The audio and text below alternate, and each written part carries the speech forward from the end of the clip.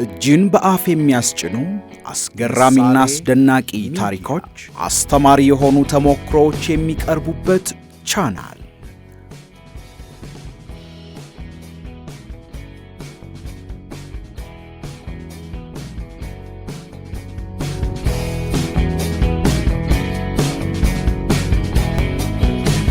ምሳሌ ሚዲያ።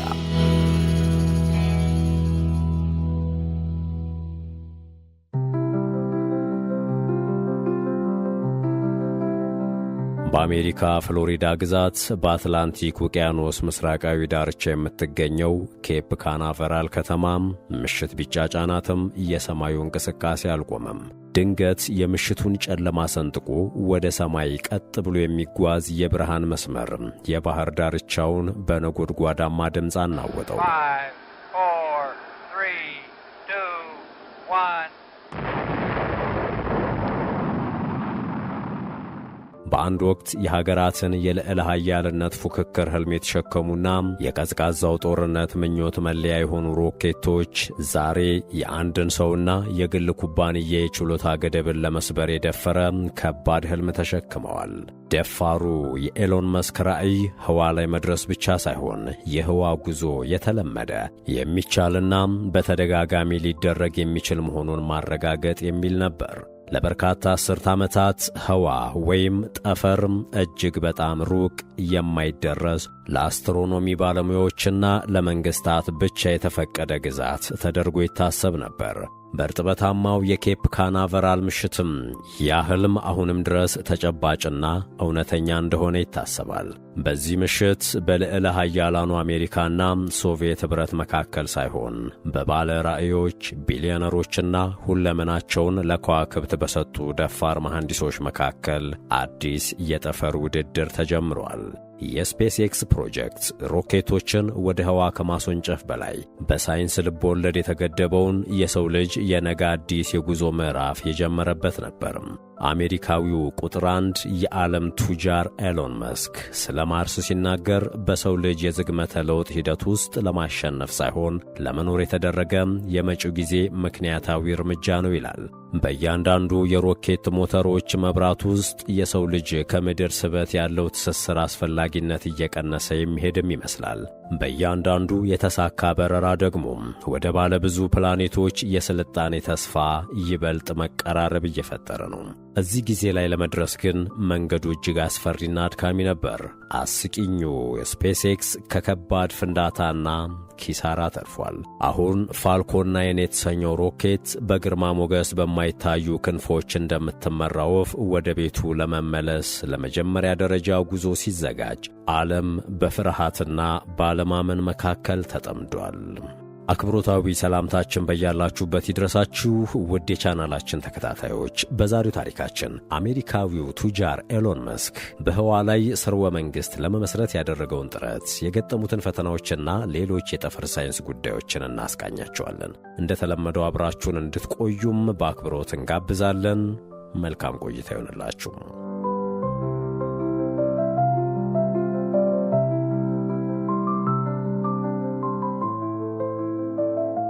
ኤሎን መስክ ቃል የገባለት በረራ ህልም ሳይሆን ትክክለኛ በረራ ነበረም። ከግማሽ ምዕት ዓመት በፊት የስፔስ ወይም የጠፈር ውድድር ቀላል ነበር። ሁለት ኃያላን ሀገራት አሜሪካና ሶቪየት ኅብረት በከዋክብት ላይ የሚካሄድ የቴክኖሎጂ ጨዋታ ውስጥ ተወዳድረው ነበር። ከጠፈር ለመጀመሪያ ጊዜ የተሰማው የስፑትኒክ ድምፅ ዓለምን አስጨንቋታል።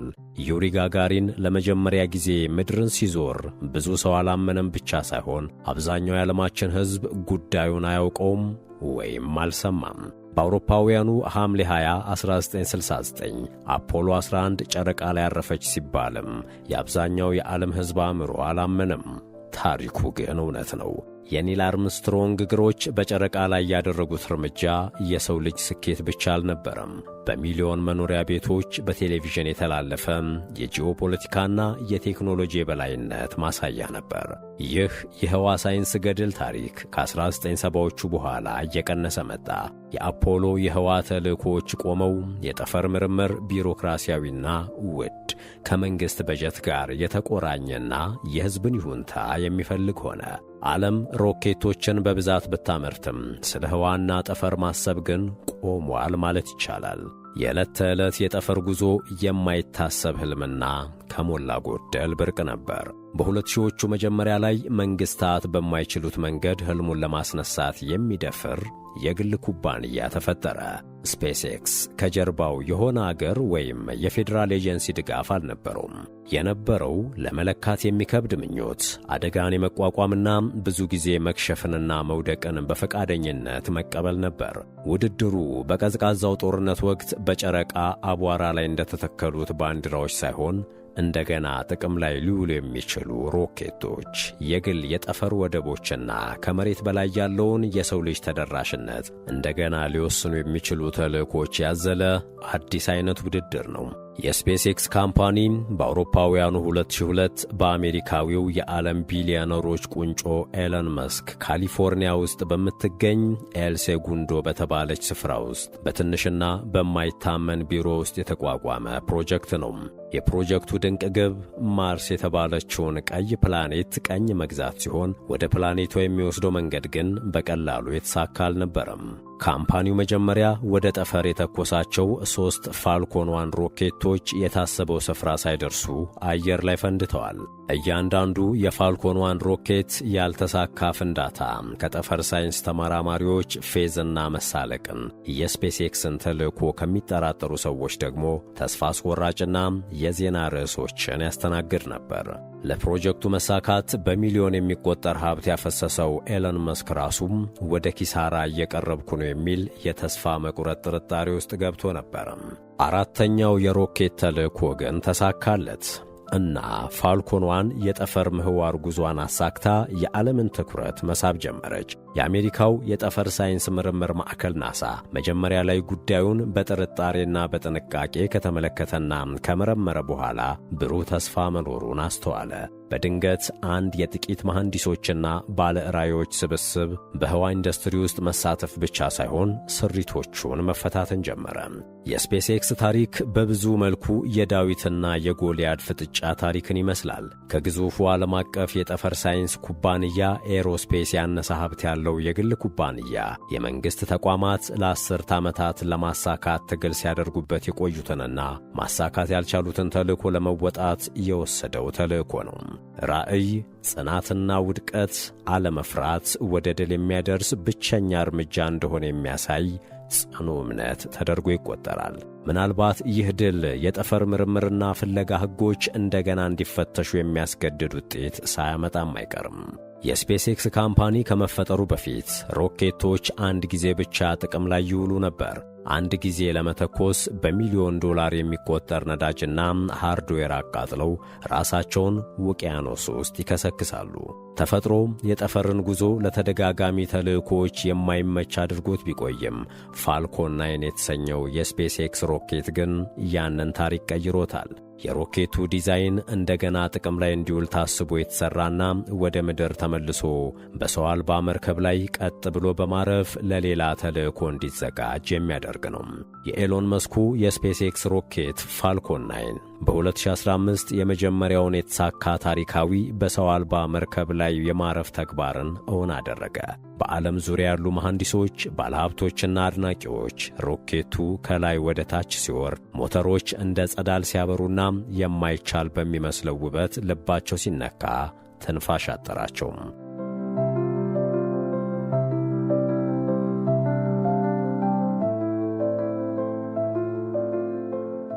የዚህኛው ስኬት አንድምታ አስገራሚ ነበር። የማስጀመሪያ ወጪው በከፍተኛ ሁኔታ ሲቀንስ የመደበኛ የጠፈር በረራ ህልምም እርግጠኛ መሆኑ የተረጋገጠበት ስኬት ነበር። በአንድ ወቅት አንድ ጊዜ ከተተኮሱ በኋላ የሚጣሉ ሮኬቶች አሁን ራሳቸውን በሰው አልባ መርከብ ላይ በማሳረፍ እንደገና ጥቅም ላይ የሚውሉ የረቀቁ ማሽኖች ሆነዋል። የጠፈር ሳይንስ ፈተናና እንቅፋት እየወደቀ ያለው በጉልበት ሳይሆን በብልሃት ነው። በድንገት የግል ኩባንያዎች ሀገራዊ ተቋማት ጋር ሊወዳደሩ ይችላሉ። ከጨረቃ ተልእኮች እስከ ማርስ ቅኝ ግዛቶች ድረስ የሚደርሱ ትልቅ ዓላማዎችንም ሊይዙ ይችላሉ። ስፔስ ኤክስ ሮኬቶችን ማዘመን ብቻ ሳይሆን የሰውን ልጅ ምናብና አስተውሎት በሰፊው እንዲነግስ አድርጓል። ፋልኮን 9 የተባሉ ሮኬቶች ሰውና ጭነቶችን ተሸክመው ወደ ጠፈር መጓዝ ሲጀምሩ ከመሬት በላይ ሌላ አብዮት በጸጥታ እየፈነዳ ነበር። የስፔስ ኤክስ ግዙፍ የሳተላይት ኢንተርኔት ፕሮጀክት በሺዎች የሚቆጠሩ አነስተኛ ሳተላይቶችን ወደ አነስተኛ የመሬት ምህዋር ማስገባት ጀመረ። ኤሎን መስክ ከትላልቅ ከተሞች እስከ ኮሚዩኒኬሽን አገልግሎት ሕልም የሆነባቸውና ስልጣኔ የራቃቸው የገጠር መንደሮች ድረስ በእያንዳንዱ የምድራችን ጥግ ፈጣን ኢንተርኔት ማቅረብ የሚል ደፋር ራዕይ ነበረው። የዚህ ቴክኖሎጂ ግኝት ውጤት እጅግ አስደናቂ ነበር። በገጠራማው አፍሪካ የሚኖሩ ገበሬዎች የገበያ መረጃ ማግኘት ጀመሩ። በተራራማ አካባቢ የሚኖሩ ተማሪዎች የበይነ መረብ ትምህርቶችን መቀላቀል እንዲችሉ አደረገ። በተገለሉ አካባቢዎች የሚኖሩ ሐኪሞች በአህጉራት ውስጥ ሕክምናን ማማከር ጀመሩ።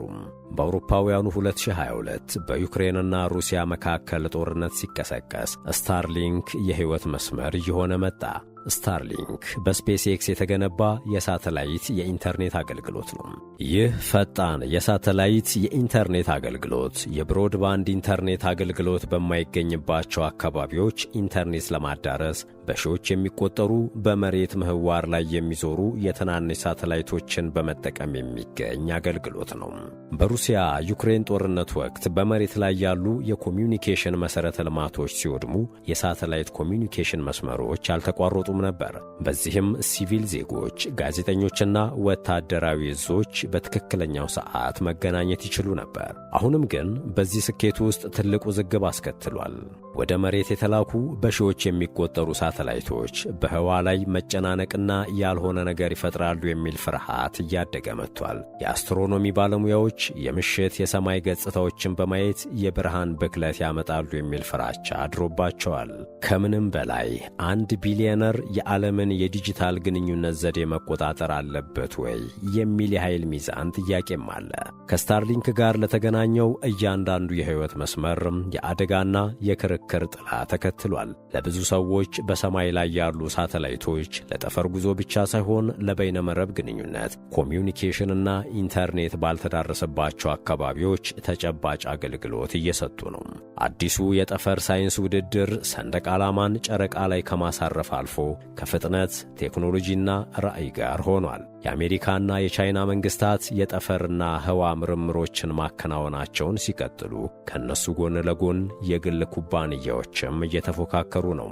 ስፔስ ኤክስ በከዋክብት ላይ የራሳቸውን አሻራ ለማሳረፍ የሚታትሩ ጄፍ ቤዞስ፣ ብሉ ኦሪጅን፣ ቦይንግና ሎክሂድ ማርቲን የተሰኙ ተፎካካሪዎች ገጥመውታል። አርተሚነስ የተሰኘው ፕሮግራም ናሳ ሰዎችን በጨረቃ ላይ ለማኖር ያቀደው ፕሮጀክት የስፔስ ኤክስን የህዋ መርከብ ለወሳኝ ተልእኮዎች ይመርጣቸዋል። በደርዘን የሚቆጠሩ የአስትሮኖሚ ባለሙያዎችንና ጭነቶችን ለማጓጓዝ ዲዛይን የተደረገው የግል መኪና ከሰው ልጆች ታሪካዊ ድንቅ ተግባራት መካከል አንዱ ማዕከል ነው። ፈተናዎቹ ከመቼውም ጊዜ በላይ ከፍ ብለዋል። ማርስ ላይ የሚካሄደው የአስትሮይድ ማይኒንግና የህዋ ኢኮኖሚ ማደግ ተስፋና ፈተናዎችን አዝሏል። ውድድሩ ግን አሁንም ለሀገር ክብር የሚደረግ አይደለም። ሀገራት ለስትራቴጂክ ጥቅሞች ሲወዳደሩ፣ ካምፓኒዎች በበኩላቸው ለ10 ዓመታት የተካሄዱ ፈጠራዎችንና ግኝቶችን ወደ ዓመታት ሊያመጣ የሚችል በቴክኖሎጂ ሊቻል የሚችል ድንበርን ለመጣስ ይታትራሉ። የግል ባለ ራዕዮች የምርምር ፍጥነትን እየተቆጣጠሩት ነው። ለኤሎን መስክና ስፔስ ኤክስ ጉዞው ውድድር ለማሸነፍ ሳይሆን የሰብአዊነትና የመጪውን ዓለም የመኖር ህልውና ማረጋገጥ ነው። ውድድሩ እየከፋ ሲመጣ ግን አደጋዎች እየበዙ ነው። ያልተሳኩ ሙከራዎች፣ የጠፈር ላይ ግጭቶች፣ የፖለቲካ ጫናዎችም ይህን የህዋ ምርምር እሽቅድድምን የሚያጓጓ ሳይሆን የማይታመን ሊያደርጉት ይችላሉ። የትኛውም አብዮት ችግር እንደሚገጥመው ሁሉ ስፔስኤክስም የአካባቢ ደህንነት ቁጥጥር ገጥሞታል። ሮኬቶች ከፍተኛ መጠን ያለው ነዳጅ ይፈጃሉ። በርካታ ቡድኖች የወደፊት ሳተላይቶችን የሚጎዳ ችግር ሊያስከትል ይችላል የሚል ቅሬታ እያቀረቡበት ነው። ለማንኛውም ጠፈር ወይም ህዋ ካሁን በኋላ የማይነካና የማይደረስበት ስፍራ አይደለም። ይልቁንም ቁጥጥር ያልተደረገበት ምኞትና ፍላጎት ሊያስከትለው የሚችል ፈተና አለው። በኤሎን መስክ ላይ የወደቀው የጠፈር ሳይንስ የኃይል ሚዛንም ሌላ ጥያቄ ነው። ይህ ነገር ስኬት ወይስ የግል ኢምፓየር ግንባታ? 1 ቢሊዮነር በህዋና ሌሎች ፕላኔቶች ላይ ያለን ሰብአዊ እንቅስቃሴ መቆጣጠር አለበትን? ስታርሊንክና እንደገና ጥቅም ላይ የሚውሉ ሮኬቶች በንድፈ ሐሳብ ደረጃ ፍትሐዊ የሆነ ተደራሽነት ቢኖራቸውም በሰው ልጅ ታሪክ ውስጥ ታይቶ በማይታወቅ ደረጃ ተጽዕኖና ቁጥጥር እያሳደሩ ነው። የፋይናንስ ቀውስ ሌላኛው ወሳኝ ጉዳይ ነው። ስፔስኤክስ የመጀመሪያዎቹን ውድቀቶች መቋቋም ችሏል። ነገር ግን ማርስ የተባለችውን ፕላኔት ቅኝ ለመግዛት ወይም የህዋ መሠረተ ልማት ግንባታ ግን የአስትሮኖሚ ሳይንስ ጉዳይ ነው። መንግሥታት በፖሊሲ ቁጥጥርና ድጋፍ በኩል አሁንም አቅም አላቸው። ለሁሉም ድፍረቶቹም ስፔስኤክስ በፖለቲካ አካባቢና የቴክኖሎጂ ፈተናዎች ውስጥ ማለፍ አለበት። ለእያንዳንዱ ፈተናም ካምፓኒው የፈጠራና ጉጉት አቅሙን ማሳደግ ይጠበቅበታል።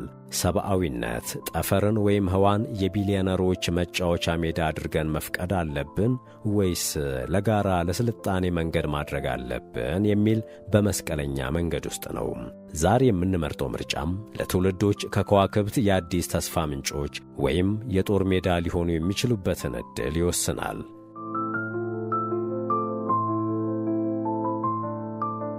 የተከበራችሁ አድማጮቻችን፣ የዛሬው ታሪካችን ይህን ይመስል ነበር። ስለተከታተላችሁን ምስጋናችን ከልብ ነው። ጤና ይስጥልን።